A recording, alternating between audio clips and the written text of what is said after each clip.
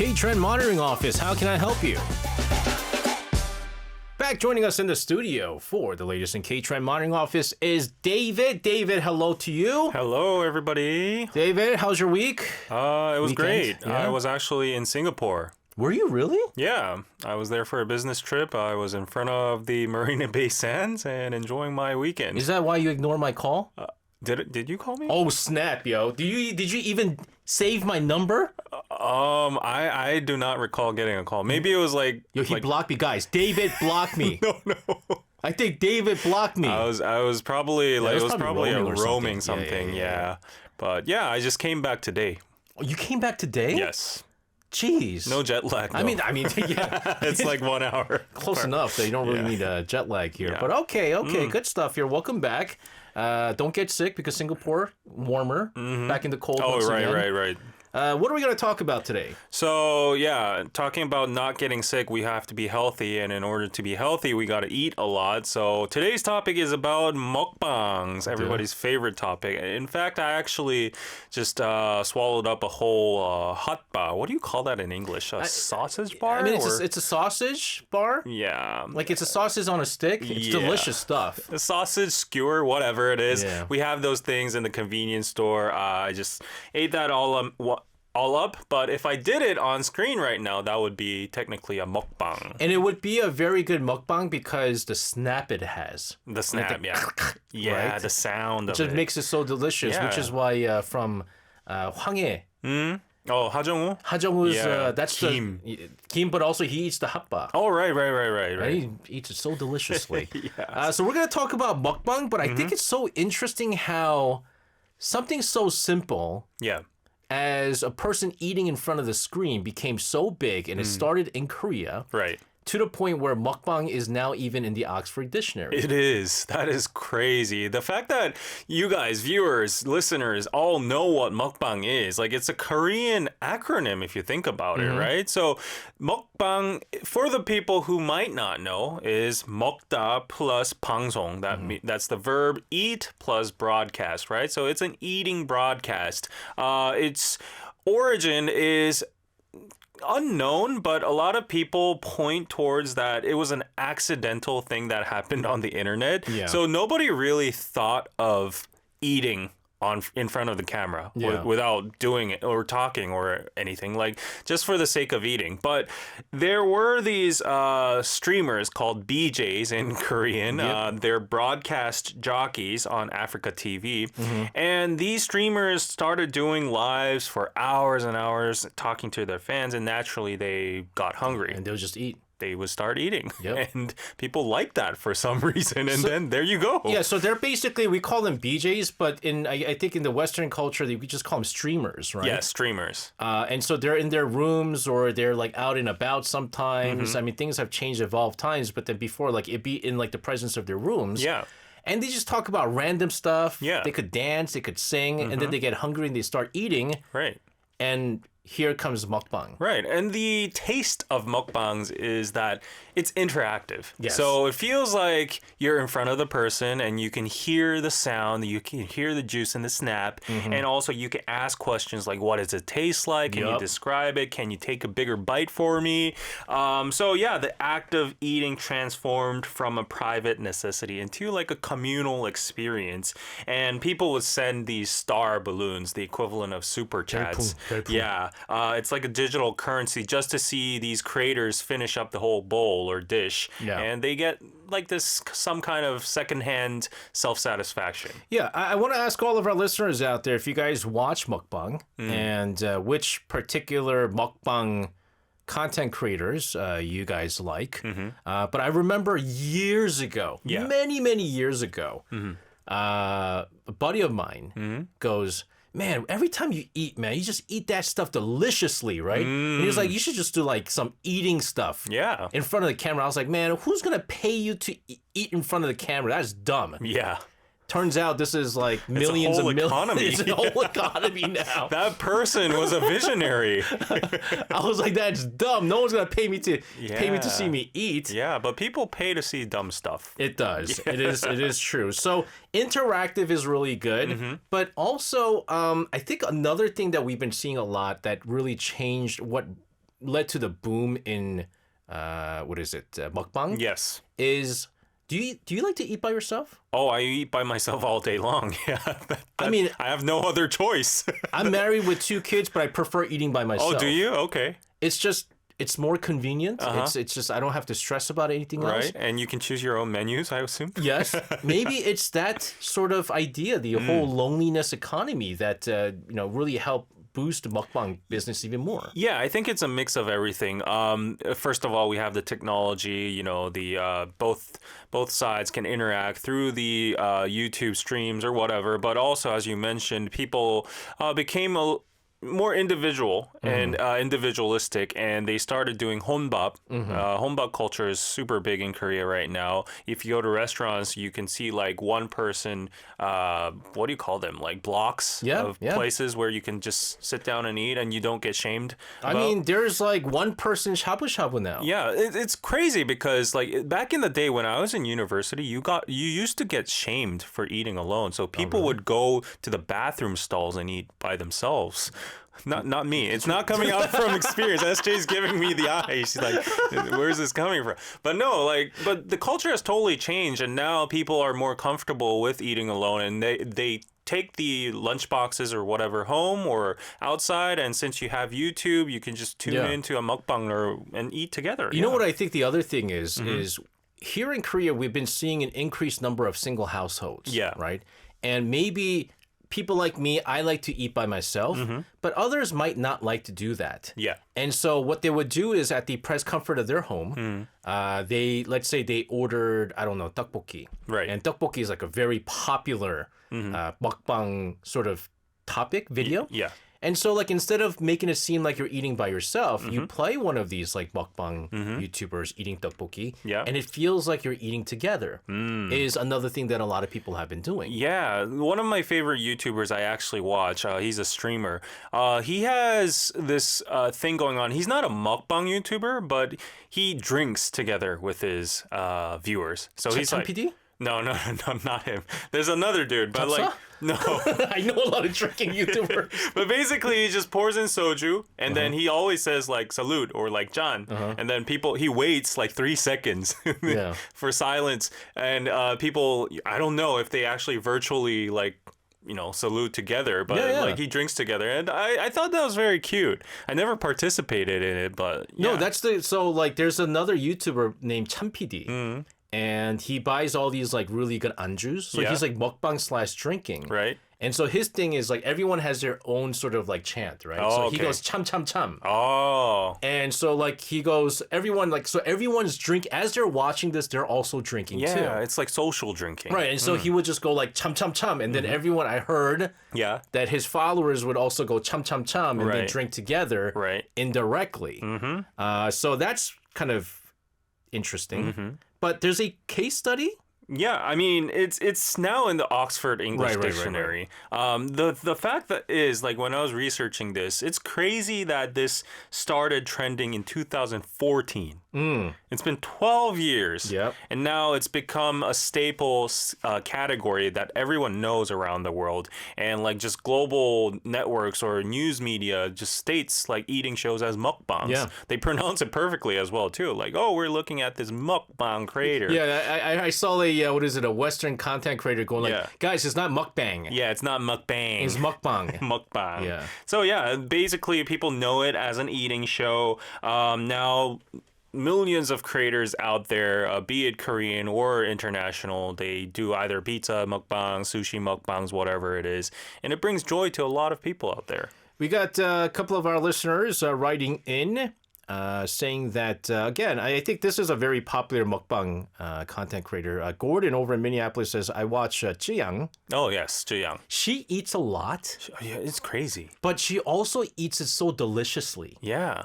It's one thing to eat a lot, but like it makes you want to eat it because she eats it so deliciously. Yeah. And as like a content creator, I was so astounded. I had to I had to skip through and see like if there were any cutting, like editing points to see if this is real or not. Right. But then, she just uploads the whole thing and it's seamless. So she's really putting all that in her mouth. John Hayes, I also enjoy watching Jiang and a couple of others, but I really like it when they do mukbang at the traditional markets. Halsey says, I like ASMR, but mukbang gives me heebie-jeebies. I'm sure we're going to talk about a little bit more about that later on. But this is big. It's a big market right now, and it started off, it almost seems like, it really did start off in Korea, which is why terminology, mukbang. But I want to also ask you guys if you guys like the idea of mukbang, because not everyone did.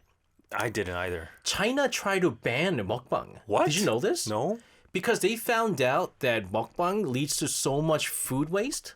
Oh, I can see a point there. Like they would order, unless like there are people that eat a lot. Yeah. They would just buy a whole bunch, eat a little bit, and throw out the rest. Yeah. And so they were trying to ban mukbang. I remember China was talking about this. Yeah, that is concerning, to be honest. So not everyone likes it, and also there's the, sometimes it's not really pleasant watching other people eat.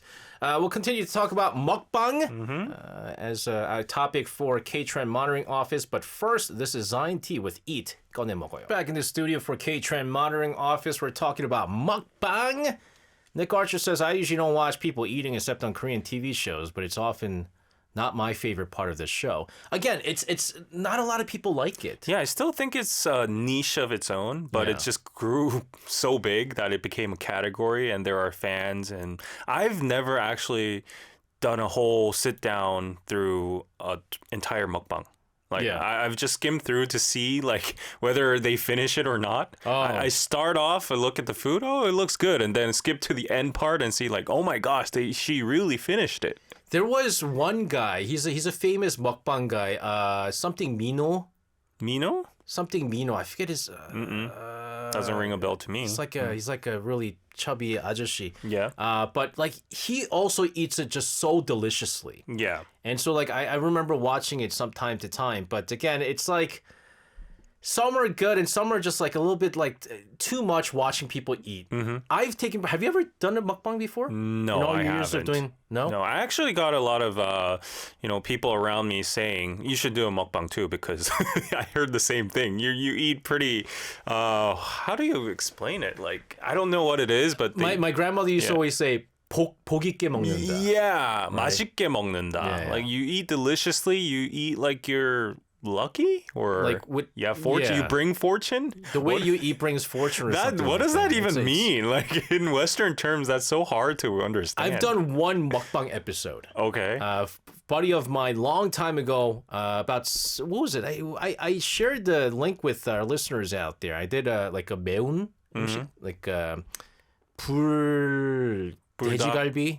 Oh, 불돼지갈비. Okay. 불돼지갈비, and he was Jesse Day. He was like his thing was eating spicy stuff. Okay. And I joined him when I was still in my 20s and very skinny, and it was hard. And that was also no cut. Yeah.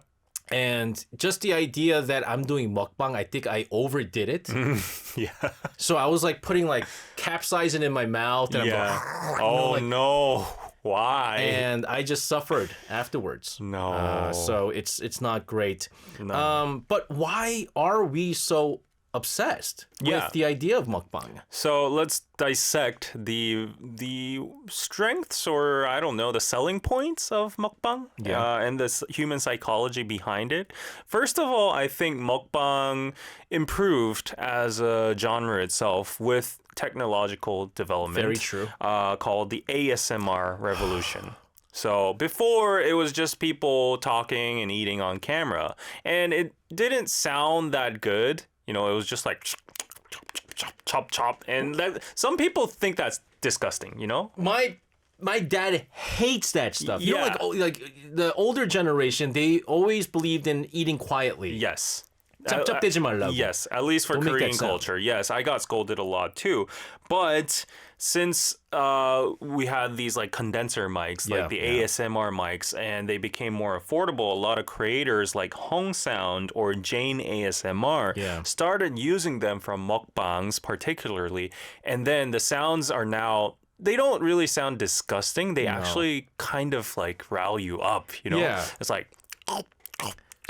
So it's so like imagine like biting on an apple, or like crunching on a Pringles. That crunch. Yeah. You can hear that in your ears, And it just like gives you that little rattle up. No, just like what I said about the hatba that you ate. I mean, sausages, it just makes it sound so much more delicious. It looks more delicious when it has that snap. Yes, it does. And when you feel and hear the snap of the person eating sausages, it just makes it feel like it's so much more delicious. Yes. I wasn't a big fan of this until I discovered 떡get떡. Oh, 똥개입니다. Yeah, that's his so intro. he's like one of the more famous ASMR guys. Yeah. And he would just talk quietly, right? He'll be like, 안녕하세요. 똥개똥입니다. Right? Yeah. And then he would eat something, but it's you have to make sure they eat something that has a lot of sound. Yeah. I feel like it's because there are limitations of, how like you can describe taste via in words. Yeah. I think, transcending that using the sound itself was a very good delivery towards like the viewers, like maximizing on the sound. What's your favorite type of food to hear? You want to know something? This is going to be really weird. Ironically, it's something I can't eat. What is it? 홍어. Oh, what? I can't eat that either. I can't go near that. I can't go near that. It smells like urine. Okay. Yeah. Now, there was a YouTuber by the name of Chapsa. Okay. I knew Chapsa because of a video that he uploaded. He was like a unknown content creator. Yeah. And one episode, he decided that he was going to eat 홍어 and he was going to put up his microphone higher because, 홍어, the fermented skates, it has cartilages. Right. And so as he was chewing on the cartilages, it had that Oh, wow. You can feel the texture. and his video blasted off. Wow. And he is now the most famous 홍어 fermented skate mukbang. I kind of feel bad for him in a But sense. he loves it though. Okay, but... He has his own line of 홍어 now. Oh, right. Okay, now it's business. Yeah, it's become a business now. Okay. So because I can't eat it, in Korea, we have this thing called 대리만족. Yeah. So I think that's what I'm getting. I'm basically he's enjoying it for me. Yes. Actually, that was the next segment. It's called vicarious satisfaction. We use a lot of internet slang like, oh, I'm vicariously living it via you. So a lot of viewers watch these shows while they're on strict diets. Yeah. And they can't eat chicken. They can't eat tanghulu and feel that sound. So seeing someone doing that like hibab or ziyang and consume 10,000 calories eating like 10 chickens at one time. Yep. It just provides a psychological release. It's a catharsis that they can't feel, but someone else is doing it for them, for the brain. So I think that's the human psychology behind it. It's definitely a major reason for why a lot of people do watch mukbang. Yeah. But also like especially with like jiyang and hibab, because they order so many different kinds. Like when you go to a restaurant, you go like, oh man, I want that, but I also want that, but I also want that. Yeah. But you could only order one because you can't eat more than one. They relieve that stress for you. That's true. And eat just about everything, and they'll tell you how it tastes like. Interestingly enough, one of the most avid mukbang viewers I know around me is my grandma. She watches mukbangs all day long, and I was like, Grandma, why do you watch mukbangs? And she's like, 입맛이 없어서. Oh. So for old people, elderly people, apparently they kind of lose their interest in taste or like eating food, delicious food. So they just eat, like when I look at my grandma, she always eats like veggies or just like rice, and it's just very plain. But when she looks at like someone like swallowing up a kimchi and like with pork belly and soju together, like that sound, she's like, oh, it feels good to salivate, No, that sensory aspect. Yes. It goes back to the whole ASMR. But I think, David, you and I were talking about that 아저씨. Yeah. That no one knows the name to. Yeah. The samgyeopsal, the onion. Oh yeah, on the plate. What do you call it? The huge like 소뚜껑. Yeah, 소뚜껑. Yeah. Right? Like he just eats samgyeopsal with raw onions. Yeah. He puts like kimchi on top, and he just goes. And the way that he chews, it just makes it so delicious. Yeah, and you can hear the sizzling sound as well too. So it's a sensory thing. Oh my gosh. Oh my gosh. I'm salivating now. Oh no. I think mukbang is not for everybody. I just remember I did another mukbang video. With a buddy of mine, Austin Givens. I did the 평양냉면 mukbang, and I got so many complaints. Why? Because I did the. Oh yeah. Because I was like, I gotta do mukbang. Yeah. And more sound the better. But not everybody likes those kind of sounds. Right. There will be people like that. And so some people are like, oh, he's eating it so deliciously. Others were like, why do you have to do that every time you eat noodles? Where you have to slurp. So just like Pliny said, I don't like it when people make a lot of sound noise. In my country, this is considered bad manners.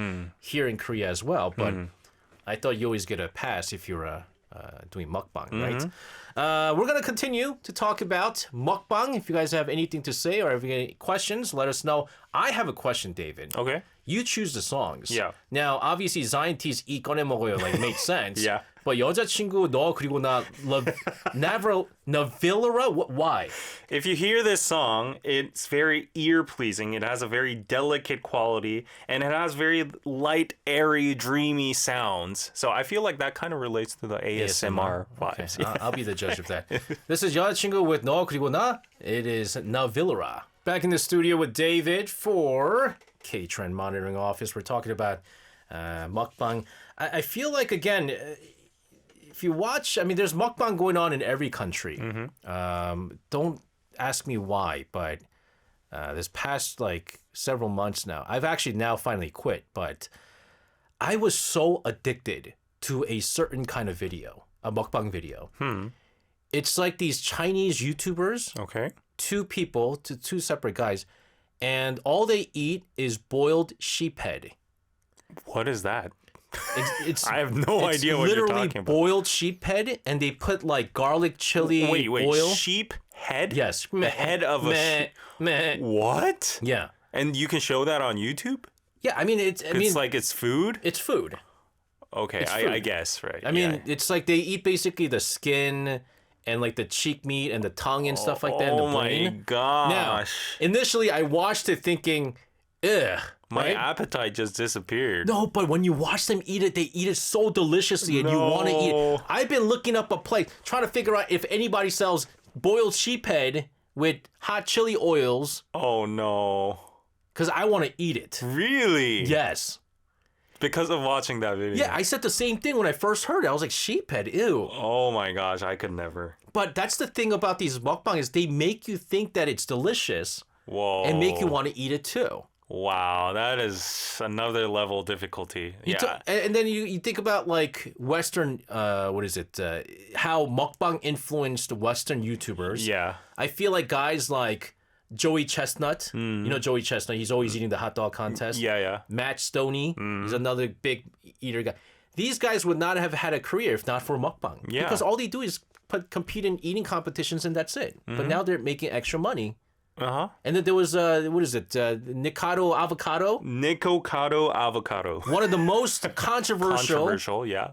Apparently, he claimed it was a social experiment. Yeah. And I don't know how it went. He basically was this very obese guy. He ate so disgustingly. He ate very disgustingly, and it didn't really. Nobody really enjoyed it. They kind of hate watched him. You know what it is? You ever see a roadkill on the street when you're driving? Yeah. You don't want to look at it, but you're kind of going. That's Ew, I have to look at it. That's you have a to look nice at way it. to put it. Yeah. It's like that. Yeah, his videos popped up on my feed because people just shared it or liked it because they wanted other people to share the pain as well too. Look at this guy and he's just slurping and slopping everything. Oh. Here's an interesting one. Ben Song says, 주우재 eats with no passion and it's popular because it makes people's appetite ruined. It helps with your diet. Another thing that was trending was 소식. Yeah, 소식. 산다라박, right? Eating less. Eating very small. Small portions. There was another actress that was part of that group. And that became a big YouTube thing too. Yeah, and I actually like those ones better. They were more to my taste because, it's interesting to watch someone eat 100 chickens. Yeah. But it's also very delightful to watch someone eat that first little drumstick of that KFC box and the crunch of it, and then just like eating that deliciously and finishing the video in like 1 minute. Yeah. That's just very satisfying to me. So I kind of relate more to those ones. But here's the thing, though. Again, mukbang is... It's, we have this term called 호불호. Yeah. You either like it or you don't. And while it might be amusing for some, there are still some health and ethical issues that come with this. Yes. I think we touched upon the ethical issues in the first place, which we were talking about food consumption. Yes. Just, it gives a frown upon everybody's face when you see these YouTubers like buy this much food that he probably doesn't need to eat that much, but he's just doing it purely for content. Yeah. And, people starve out there in the world. Yeah. There's a lot of poverty. And if you don't eat all of it, then it's food waste. Yeah, and I think the other thing that we actually didn't mention yet was there were some controversies where people who are spitting it out. Yeah. Which then you're just, you're Right. wasting food 100%. Exactly. It's called mukbet. Yeah. That means 먹고 뱉기, eating and spitting out. So I told you guys about like trying to go through Zhiyang's video and see if it's edited or not. And the reason people do that is because of these mukbet allegations. Yeah, People are like, oh, if it's edited, he or she must have just like took one bite and threw it out. And there's like a bucket beneath the table. So yeah, there was a lot of controversy, a lot of scrutiny from the YouTube community against these mukbang YouTubers. They're like wasting food. They're spitting out food. There was another controversy too. It was the tweet 광고 controversy. Yeah. So this was a big one. This actually retired a lot of YouTubers, mukbang YouTubers in particular.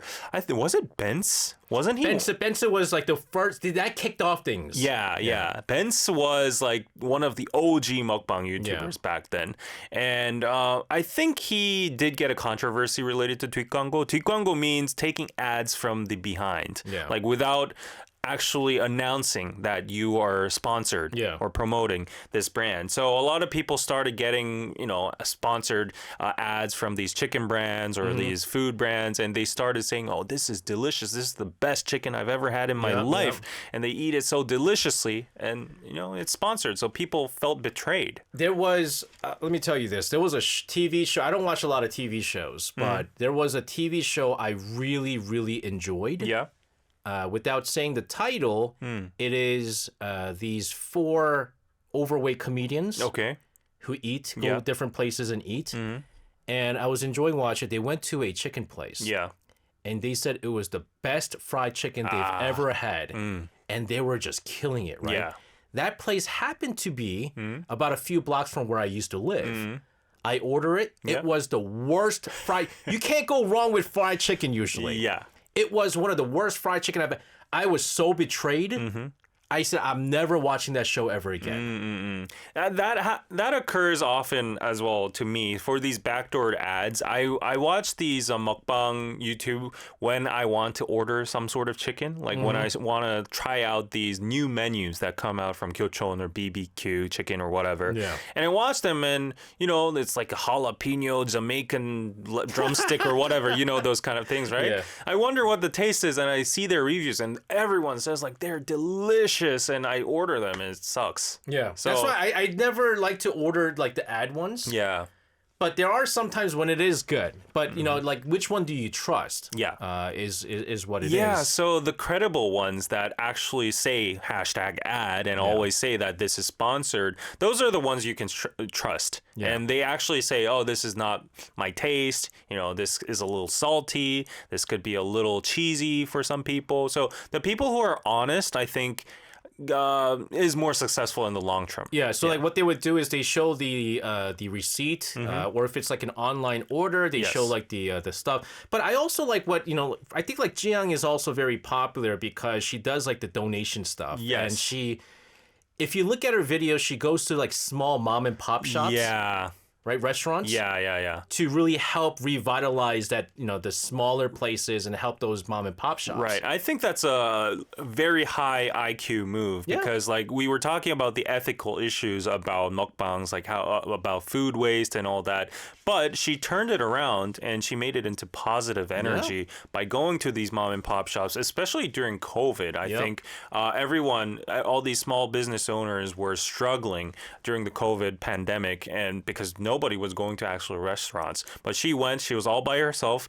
She was watching in front of a million people who would also order via delivery. Yep. So she was creating a very big positive ripple effect by doing mukbangs. So even though it might seem excessive, the outcome, the end result was very positive towards the food business and the industry. Definitely. So I do really agree with that.